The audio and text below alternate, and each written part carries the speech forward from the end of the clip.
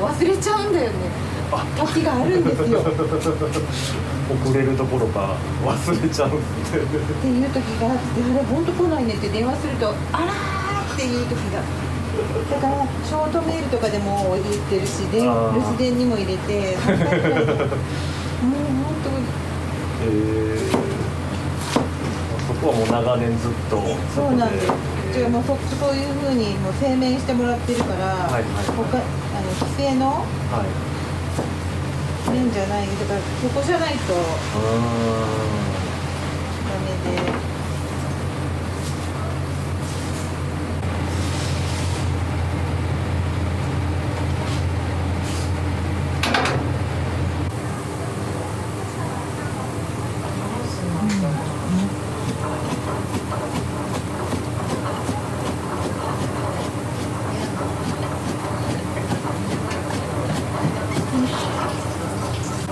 塩抜きして切って、これをね3回ぐらい茹でなくちゃいけない。それから煮るんです、メンマは。うち味付けメンマとか取らないから。そう、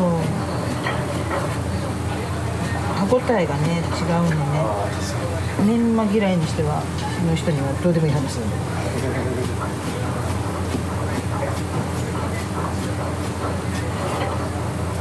これをまたここからまた塩抜きして3回茹でて、まだしょっぱいのだいぶ。今塩洗ったところだから。メンマもすごい高騰して、今 1.7 倍ぐらいになってる。この数年でね、メンマはラーメン屋さんでメンマは結構高級品ですよね。よもや、高い。ラーメン1杯1000円とかするじゃない。まあ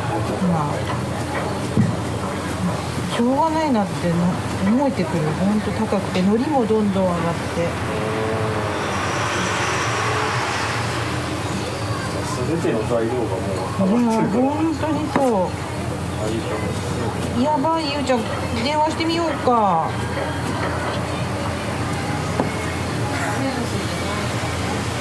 なんか怖いんだけど、待てど暮らせど来ないわ。もしもし、ラップです。おはようございます。今日来るよね、まだ来ないんだけど。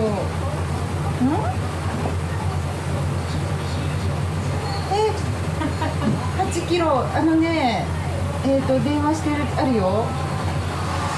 留守電。あとショートメールも2回ぐらい送ってるんだけど、お母さんに。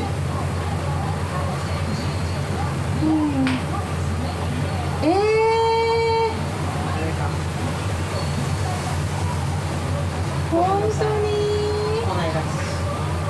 どうしたらいいんだろう、お母さん。いやー、困ったなすいません。今日は無理かな。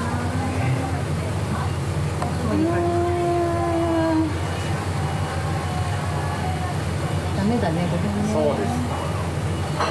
去年2回今年オープンして、まさかの今日で。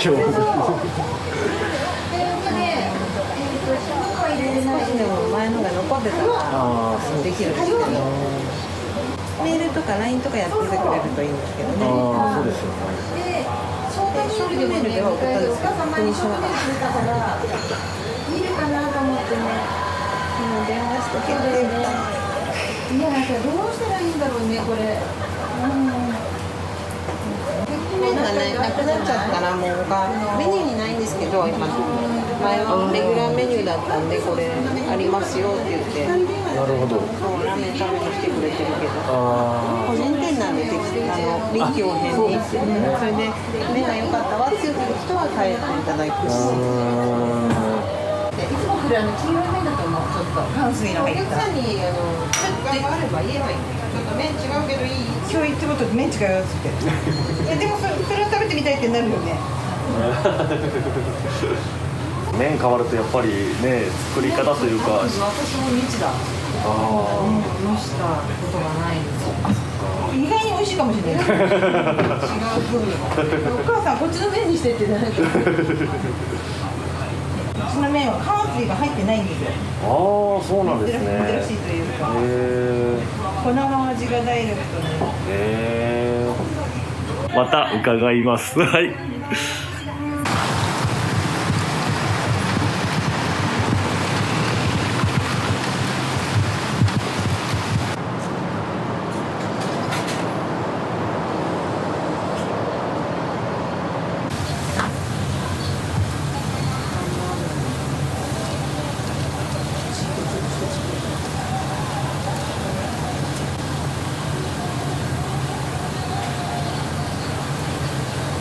これラーメンの麺。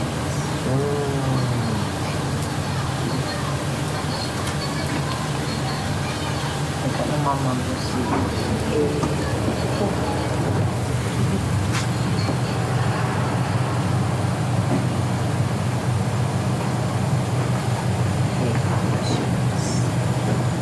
このまま。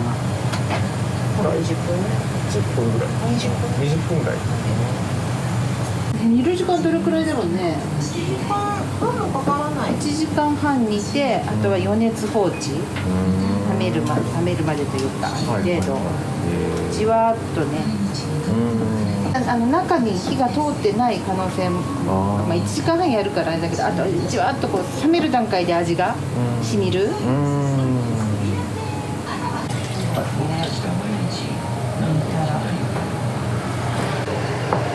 の辺の人じゃないのかね。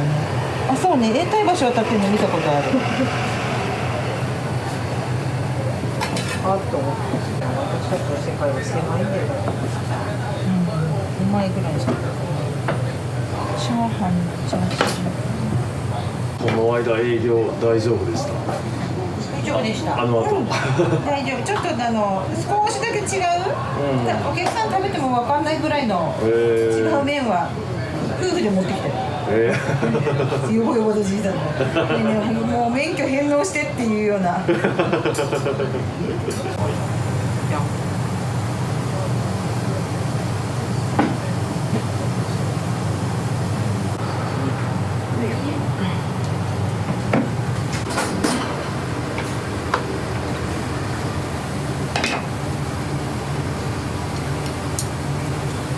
蒸し麺のいい香りが。そうですね。せいろの匂いと。海ときは2段で、本当。夏よく出ます。酢が入ってるから。さっぱり。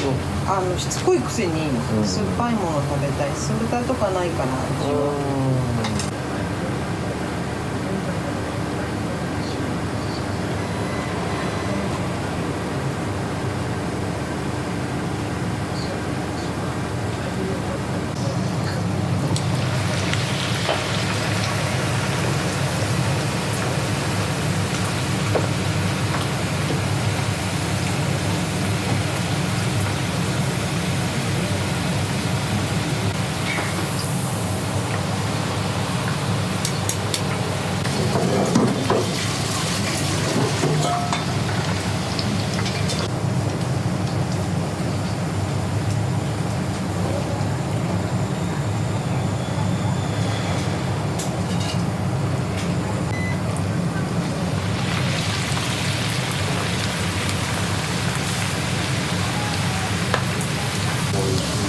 今日打ってくれた麺なので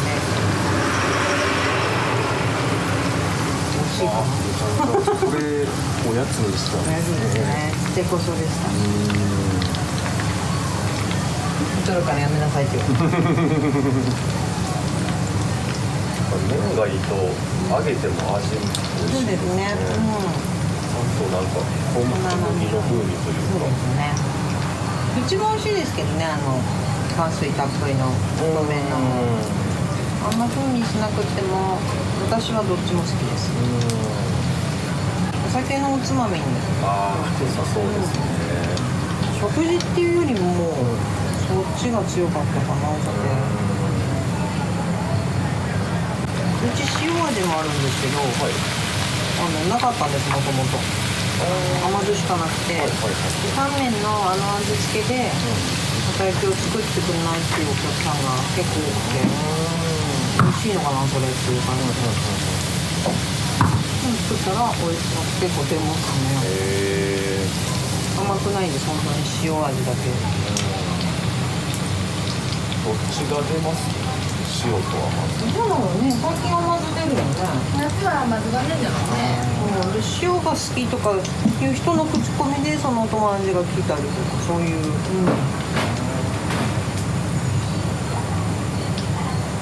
片焼きはでもどっちかというとそんな出ない。好きな人がめっちゃ好き。そう同じものしか食べない人とか毎日大盛り食べたりとかして、そうだシューマイを姉が半分ぐらい、それが半分もいらない。そうだ、OK。冷たい。冷たいんですよね。そう冷たい。冷たくしておかないと油が溶け出して巻きづらいのね。なるほどなるほど。これからの季節はいいですけど冬、やばいですね。そうなんです。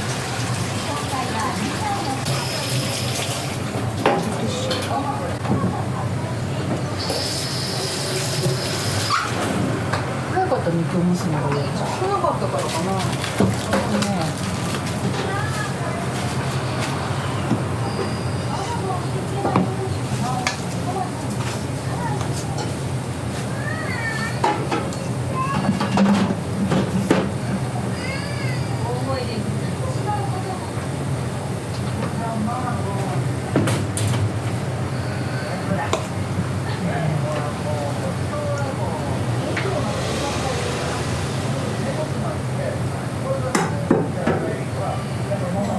どれぐらいで習得できるものですか、これって。1、2回で。そうなんですか。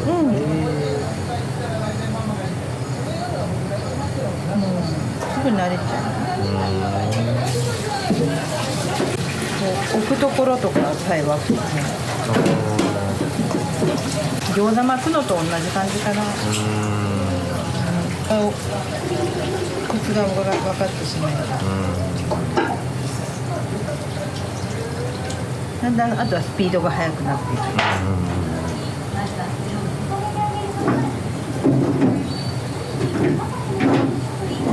ぬるいとすぐ形が変わっていっちゃう。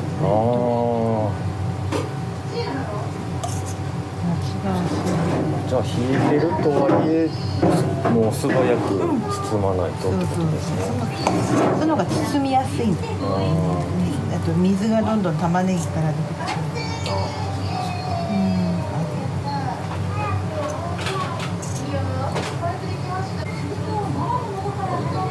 シューマイ大きいからね。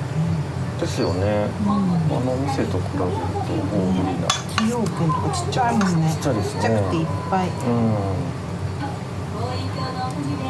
ね、まだ休み明け、長期休暇明けでお客さんがまだ知らないからやってるの。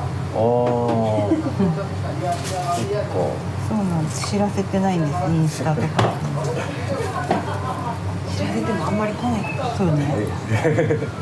もうね、コロナでね。会社みんな撤退しちゃって。会社そのものが。そうそう。リモートワークになって事務所いらないでしょ。もう移転しちゃったり、安いところに事務所引き払ってマンションの一室にしちゃったり。IBM なんかはもうほとんどいないし、なんかいないっていうか企業は入ってるんだけど、出てこないよねみんなね。いなくなっちゃった人は帰ってこないからさ。そうですね、環境が変わるとやっぱりそこのね、引っ越した先のお店に行ったりするのが。でもね、数年後にこっちに営業来たからって寄ってくれるから、嬉しいですね、ちゃんと覚えててくれてるっていう。それでね、やっぱり変わらず昔の味があるっていうのはね、ちょっと嬉しいよね。そうですね。そうこの間なんか50年ぶりとかにここに子供の頃住んでたんだって箱崎に、昔とその時まだコロッケやってた時なんだけど、コロッケうちの長細いこういうコロッケなんだけど楕円形のこの子たち懐かしいなって言ってたけど私が生まれた時からその形だね生まれてるんですね。うんそうだよすごいファンスイオールドファンねもう死んでるよ半ば死んでるっていう足りないや味見用だなあと熊田曜子みたいにしてくびれを作る、そうです熊田曜子ぐらいの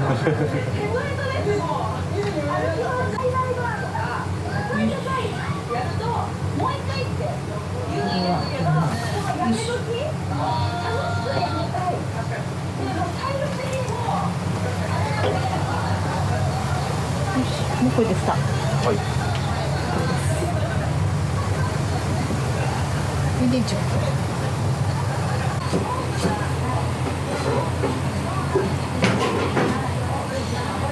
では、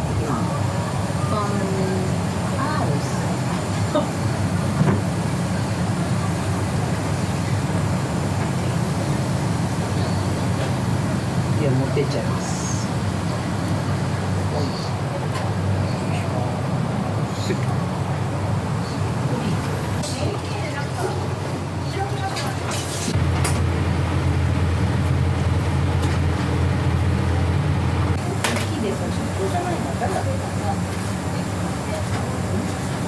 あの人だ。ガンマさん。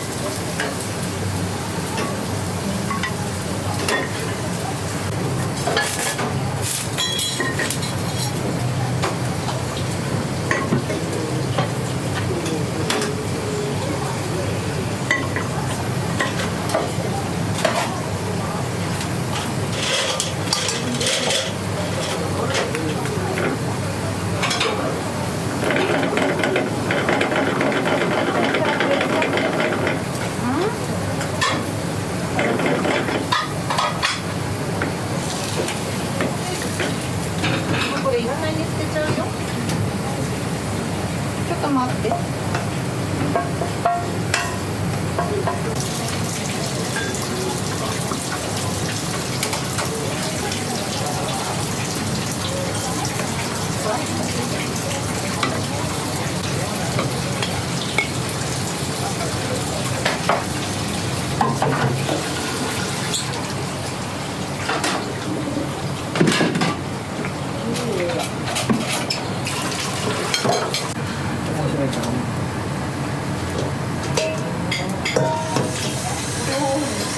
焼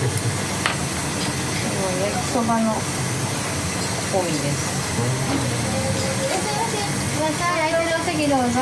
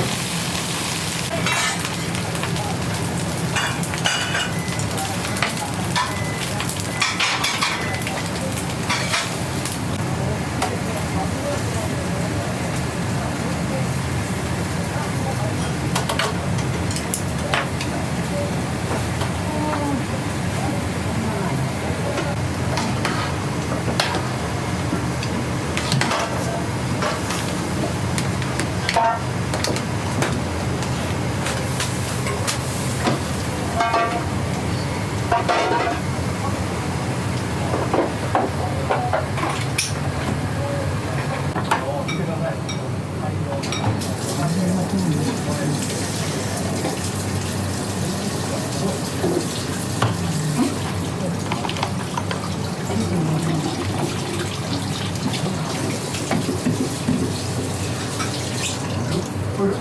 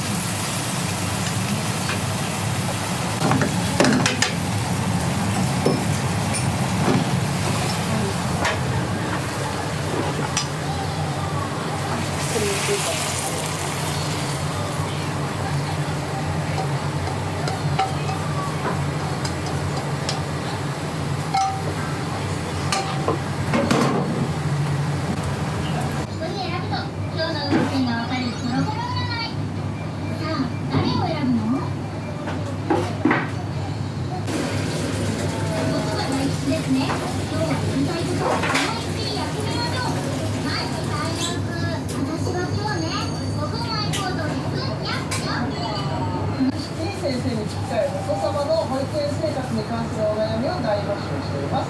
詳しくはマネージャーワールドプラス絶対テーマパークでそれを映して皆さんにお届けする中明日もお楽しみに。さようなら。やさまるくんありがとう。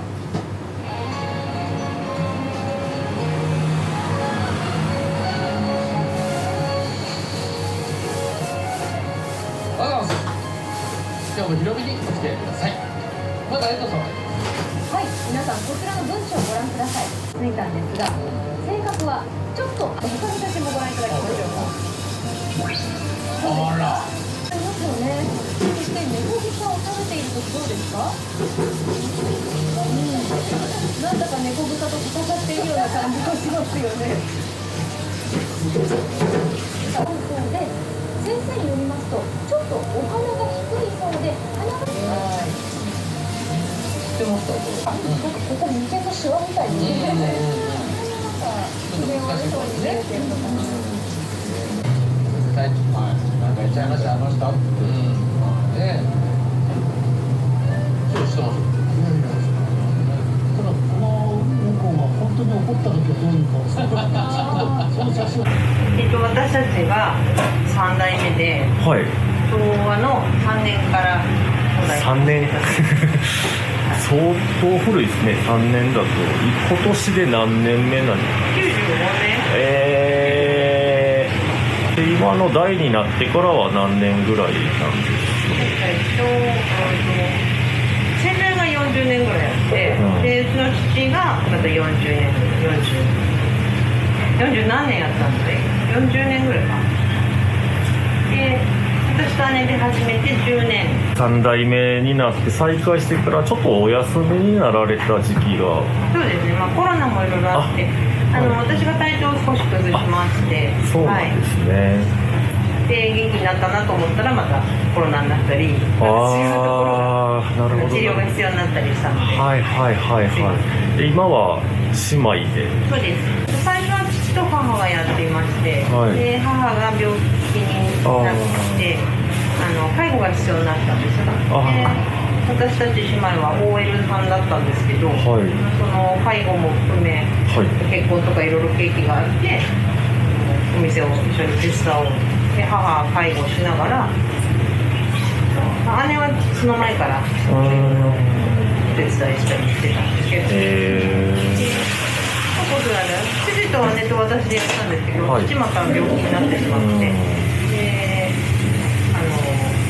体調が悪い時にこう私が作ったりとかっていうのをやってなくなってしまったので、お客さんが来てくださるうちは2人でやってみようかっていう、大変じゃなかったですか、その OL さんからいきなり。そうなんですよ。でも小さい頃からね、仕事を見ていて、はいはい、アルバイトでちょっとやってまして、でも調理とか細かいところは全然だったので、そうですね、2人でやってみても夢中だったんでよく覚えてないんですけど、体得していったというか、たくさん来ちゃうし、そうですよね、父の見よう見まねで作って出してっていう感じ。覚えてないです、その時期のことを。夢中になりすぎて。なんか本当にうちの来てくださる方がみんないい方なんで、応援してくださったり、こうついてくれたのが嬉しい。ああ、なるほどなるほど。有名店ではないんですけど、なんかお客さんにお店を作ってもらってるような感じ。そうなんですね。この辺って昔どんな感じだったんですか？昔なんか倉庫街でしたよね。あんまり会社と本当にパラパラ会社があってっていう、そこら辺全部倉庫で、川の方が倉庫で。今すごいね、オフィス街というか、まあ会社がいっぱいあるんで。会社だとマンションがいっぱいある感じだね。そうですよね。中華屋さんとかもあるんですかね。他なんかやっぱり飲食店が昔から本当に少なくて、最近カフェとか小さなお店がどんどん出てきて、食べ歩いたりして楽しくなってきたんですけど、本当静かな街。そうなんですね。であと看板を見たんですけど洋食と中華って書かれてて、昔から大衆食堂でエッグ定食があったりとか、ソーセージメンチとかも、メンチボールとかもやってますよ。ハンバーグとか本当にもうメニューがダーッといっぱいある何でもあるお店だったんですね。今カレーとオムライスたまに裏メニューでちょっと手を痛めてしまったので、お休みしてるメニューが今いっぱいあって、カレーライスとかカツカレーとかコロッケカレーとか、お客さん待たれてくださってると思うんですなんでスタジオが戻ったり、あとちょっとプライベートで子供の進学とかが忙しくなっていて、仕事にこうあと少しで向き合えるまでちょっとまた忙しいんですよ。それが終わって2人で細々とお店できたらいいねっていう話をしていて、本当に捨てずお客さんが来てくれてるので、いやすごい愛されてますね。本当にそれは思います。パッと始めてもお休みしてて始めてもお客さんが宣伝せず来てくれるってちょっと泣きそうになってるそれに応えられるように頑張りたいなと。